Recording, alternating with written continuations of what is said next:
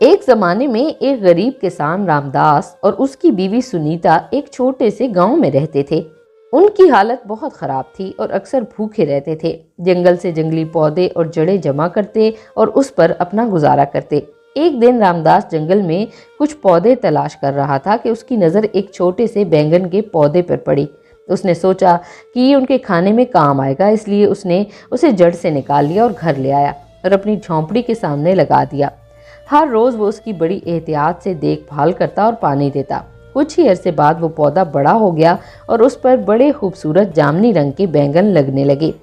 उनमें से एक बैंगन बहुत ही बड़ा और चमकदार था। रामदास और सुनीता ने उसे तोड़ने से गुरेज किया और उसे वहीं रहने दिया।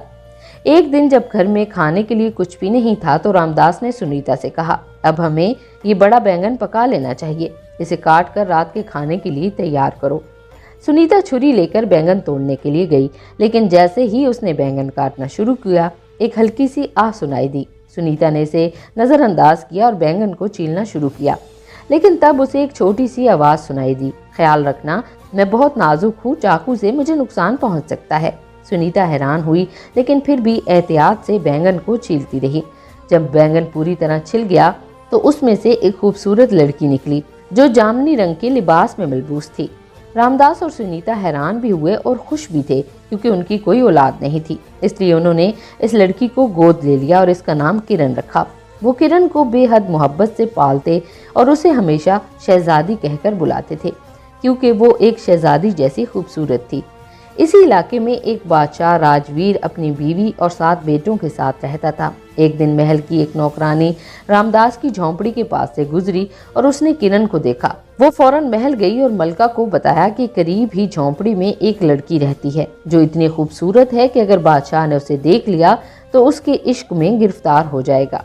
मलका सोनाली, जो अपनी खूबसूरती के लिए मशहूर थी, किसी और की खूबसूरती बर्दाश्त नहीं कर सकती थी। उसने किरण को ख़त्म करने का मंसूबा बनाया। वो जादूगरनी भी थी। उसने किरण को महल में बुलवाया।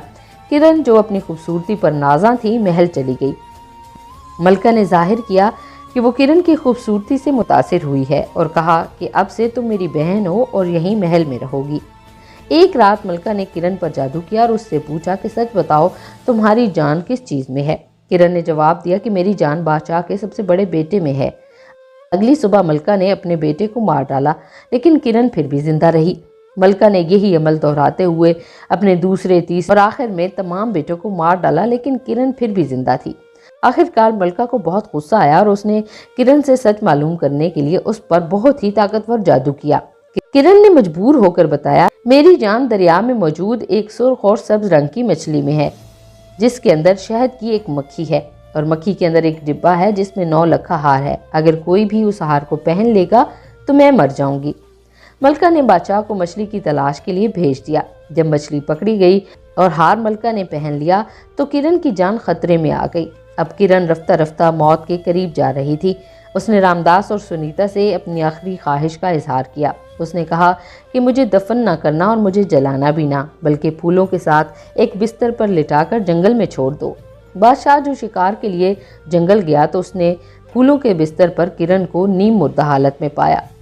अब उसने किरण की हकीकत मालूम की तो उसे मालूम पड़ा कि किस तरह से किरण इस हाल में पहुंची है, और ये भी मालूम हुआ कि मलका ने हार पहनकर किरण की जान लेने की कोशिश की है। बादशाह ने फौरन मलका को गिरफ्तार किया, हार उससे ले लिया और उसे सांपों और कीड़ों से भरी हुई कोठरी में फेंक दिया और फिर किरण को दोबारा जिंदा करके महल ले आया। अब किरण और बादशाह राजवीर अपने बेटे के साथ खुशी से जिंदगी गुजारने लगे, जबकि मलका को उसकी साजिशों की सजा मिल चुकी थी। नाज़रीन गिरामी, आज की वीडियो में बस इतना ही। वीडियो अगर आपको पसंद आई है तो इसे लाइक और शेयर कर दीजिए, और अगर हमारे चैनल पर नए हैं तो सब्सक्राइब करना हरगिज़ मत भूलिएगा। अब हम आपसे मिलेंगे अगली वीडियो में, तब तक के लिए हमें इजाज़त दीजिए। अल्लाह हाफिज़।